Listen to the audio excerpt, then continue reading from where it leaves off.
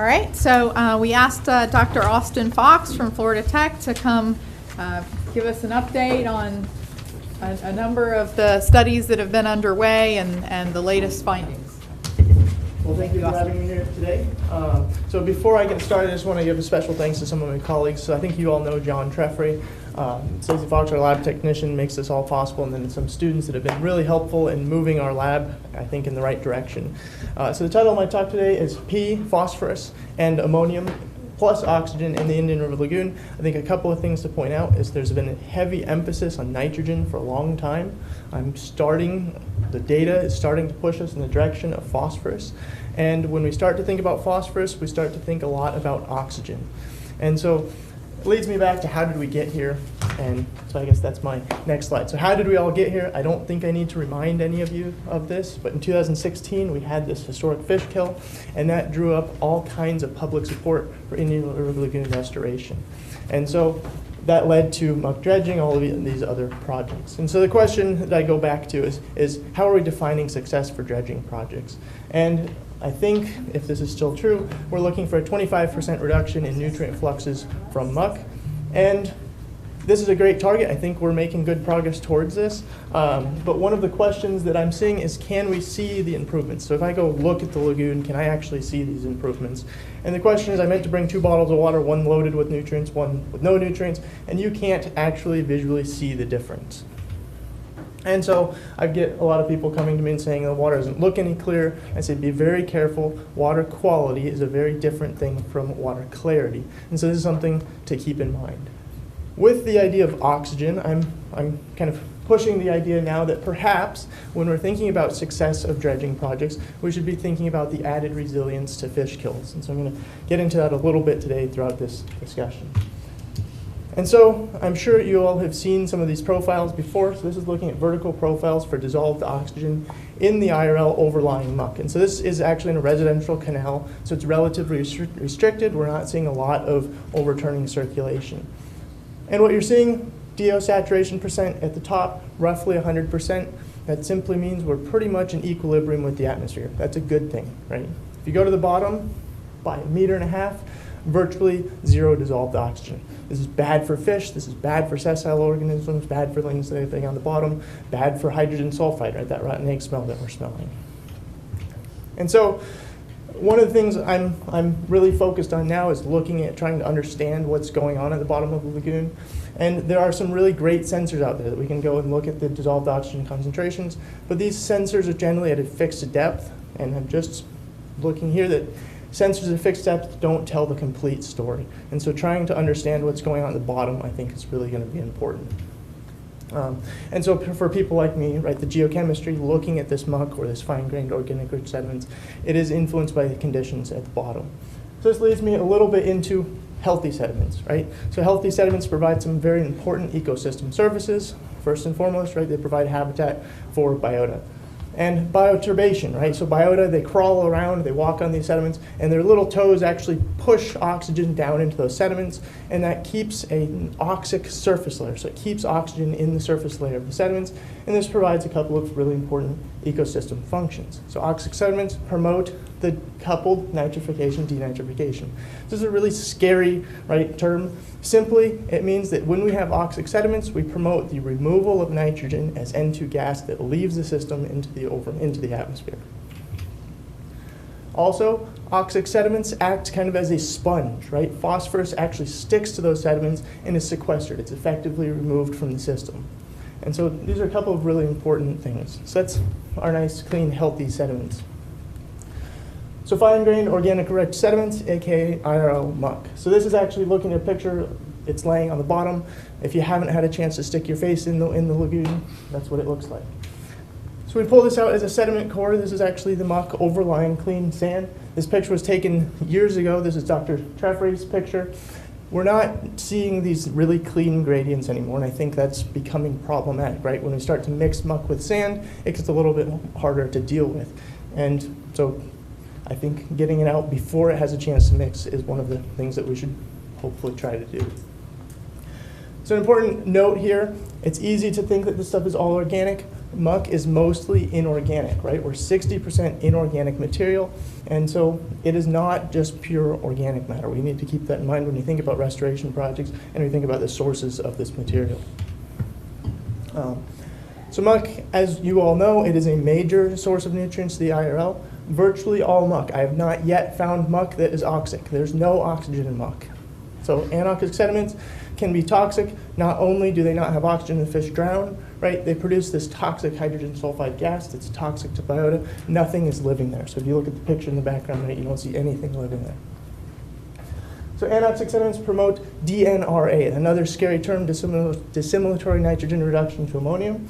And simply put, this keeps bioavailable nitrogen in the system. It keeps it in the system in forms that are readily available to brown tide species and some of our harmful algae. Anoxia promotes the release of phosphorus from sediments. So we take all of that phosphorus that's stuck to those healthy sediments, we make the system go anoxic, it all of a sudden will dump a large pulse of phosphorus into the system. This dump of phosphorus can lead to things like algae blooms.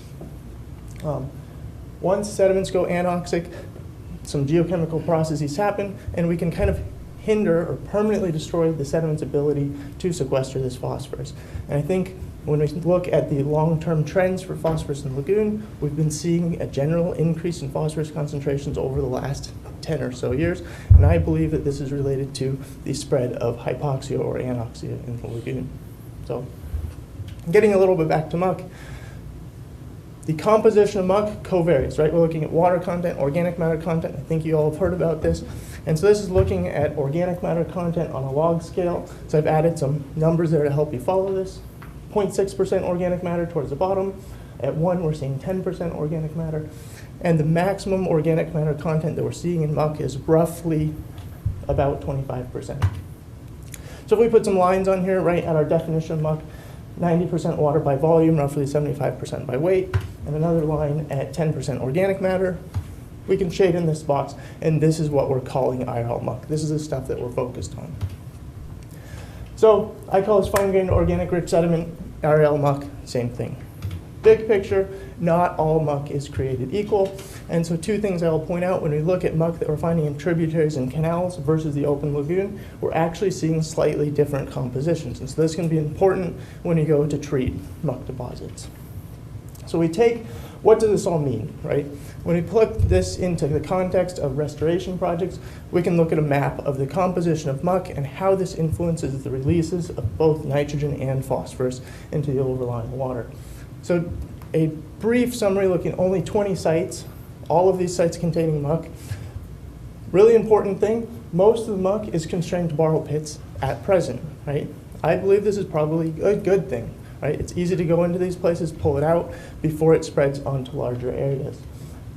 So average fluxes in these different muck deposits range from 6 to greater than 100 tons of nitrogen per square kilometer per year. That's a 20-fold range, right? By focusing on the worst offenders, we can have a much greater, 20 times more impact than if we just pick places at random. Good news is the two sites, Turkey Creek and Mims, were in the top 5 ranked sites. So very high fluxes at those two sites. I think we did a good job selecting sites there. And so we're seeing 20-fold ranges in fluxes at sites throughout the IRL. So environmental dredging, right? How do we pick sites to dredge? There are two things to keep in mind.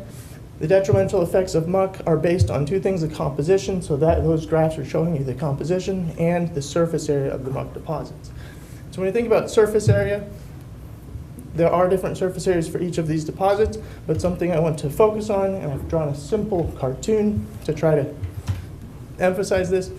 If we look at decades past, right, so in the 20s, 30s, 40s, we dug a bunch of holes in the lagoon. We made borrow pits to build our causeways and those things. We may have done ourselves a favor, right? We created areas that would accumulate and sequester all of this material coming in. So over the past decades, these pits started to fill with this fine-grained material. And if you look at papers on muck throughout time, in the late 1980s, early 90s, John Treffery did some surveys and found relatively thin muck deposits, relatively pure muck. They went back in the early 2000s and found that the muck thicknesses were increasing. If you come back now, present day, These borrow pits, most of them are virtually full. They may not appear full, but just because of the physical environment that they're in, they are actually full and not holding all that much more material. What you see is my little upland inputs. I do believe over the decades we've made huge progress in reducing upland inputs. So the Clean Water Act in the 1970s, I think, had some huge inputs. And so, big picture, our borrow pits are pretty much full. We have reduced upland inputs.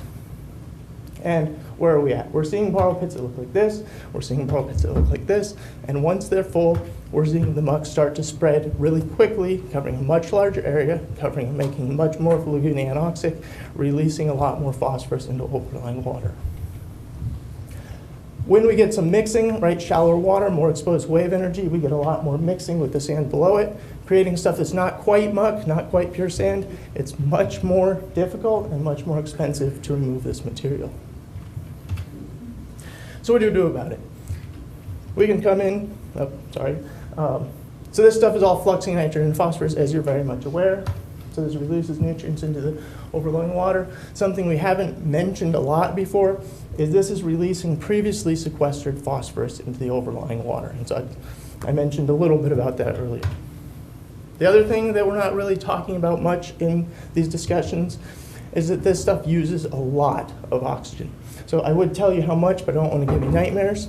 And so it is scary the amount of oxygen used by this. And so I'll get into slides kind of demonstrating some of the effectiveness that this dredging has towards oxygen. So what do, right? We come in here, we suck this all out, and it goes away, and now we have an empty pit, and there may be something left over, right? Dredging is not a perfect thing. There's something left over. Some people say this might not be the most efficient thing to do, but despite having a little bit left, we've created this giant pit that's going to prevent muck from spreading into other areas. So it's unlikely that you will ever seize upland inputs of the muck components. And so limited infilling, right? It's not a bad thing. If it didn't go into the pit, it would go somewhere else, it would flux, and we couldn't go back and easily get it in the future. And so infilling is actually constraining new muck to a smaller area, somewhere that's fluxing less because it's smaller, right? And so we are having some really great improvements, even if there is limited infilling. So just my little cartoon here. Right, we have this box that could either sink to the bottom or it could spread out and go over a large area. So muck dredging, how effective is it, right?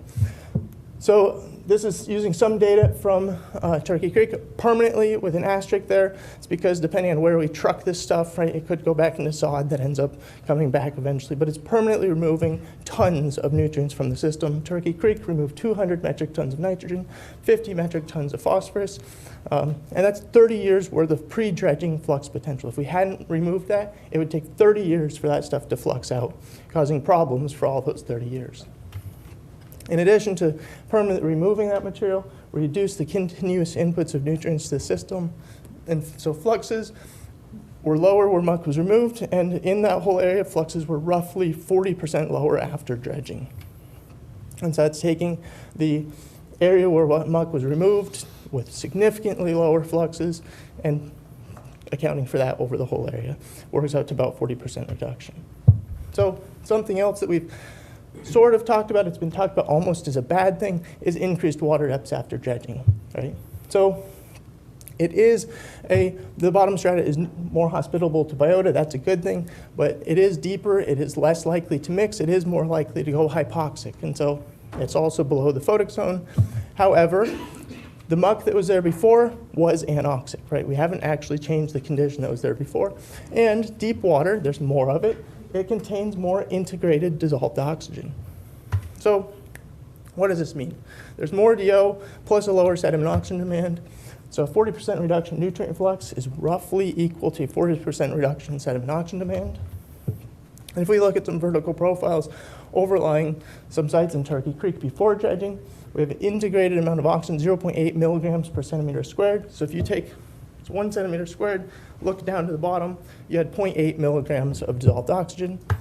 After dredging, you do the same thing. We had 2.2 milligrams per centimeter squared, or a 2.5 times more, so we kind of make it into boxes that make it a little easier to see. 2.5 times more dissolved oxygen. Sounds silly, right? For a long time I struggled with this, it just seems kind of silly. But when we multiply these together, we have increased resilience to fish kills, right? It takes greater than 6 times longer to use all of the oxygen in that water column. And so, okay, 6 times longer seems cool. What causes fish kills, right? Something that contributes is low solar radiation, right? Cloudy days. Are we likely to have 1 or 2 cloudy days in a row? Yes. Are we likely to have 2 weeks of cloudy days in a row? Probably not. And so we have huge increased resilience to fish kills in areas that have been dredged. So I have a few seconds left. I was asked to talk a little bit about some of the other projects. So subaqueous sand capping is another thing. We took advantage of a project that was going to be done by FPL. So there was a borrow pit that they were going to fill to bring to elevations where seagrass might grow. And so we went out there before they filled it, looked what was there, and in fact it did have a lot of muck in it. And so this is the water depth before dredging, and then looking at muck thicknesses, there's over 1 meter of muck in the bottom of this pit. They did not dredge it out before they filled it. They just covered this pit with sand. The water depth afterward came up to within the photic zone for seagrasses, and the muck was, at the surface, virtually gone. And so this is looking at some vertical profiles for the water content. So 80% water content by weight before dredging, and the top 20 centimeters at this site. After dredging, it was all very nice, clean sand. So I can put some cores on here. And so before it was capped, it was pretty much all muck. Afterwards, we see this nice clean sand overlying what appears to be muck. It's changing color a little bit. We have organic matter creeping up through this cap and changing the composition of the sediments a little bit. And then a year afterwards, the organic matter's made it up a little bit.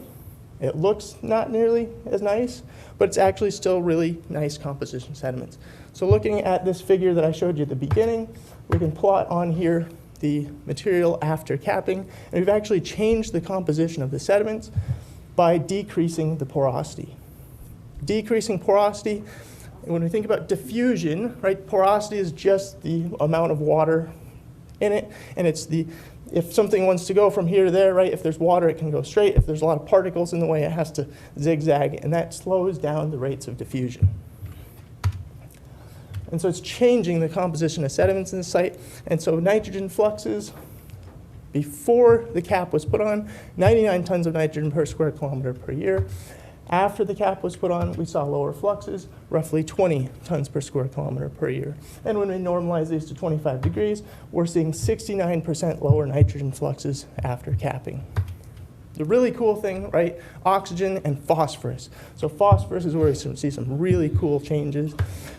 So before dredging, phosphorus fluxes, 9.2 tons of phosphorus per square kilometer per year. Post-dredging, phosphorus is virtually gone. It's sticking to these particles as it's coming through because we have a nice oxic surface layer, and the flux was 97% lower.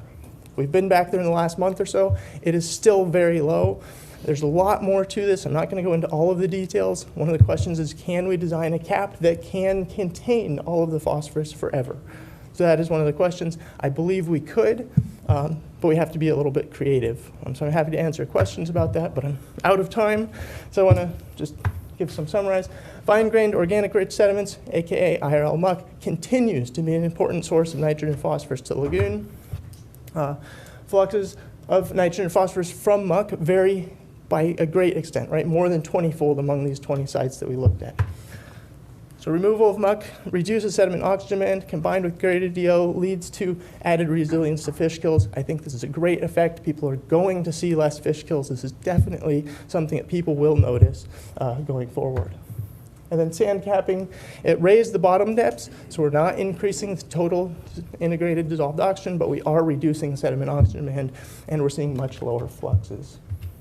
And so where muck is removed to expose sand, we are seeing much lower fluxes is the final thing. And then I want to thank some funding agencies. Again, I'll thank my lab and all those folks and some other collaborators.